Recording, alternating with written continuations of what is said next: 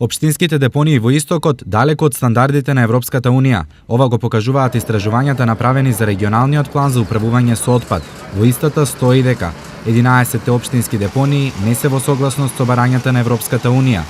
Во општините од Истокот постојат 71 дива депонија.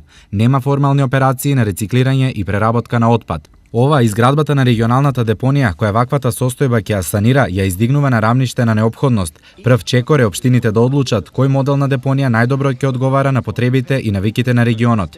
Битно е да ние направиме на некој начин една добра анализа за навиките на граѓаните, за она што го имаме како граѓани, и да се одлучиме дали ќе имаме една канта каде се ќе ставаме, дали ќе имаме две канти каде ќе селектираме, или ќе имаме три канти, која варијанта е да речеме по ефтина за нас и како наоптимално тоа да го направиме. Што и да се одбере, мора да биде во согласност со барањата на Европската Унија.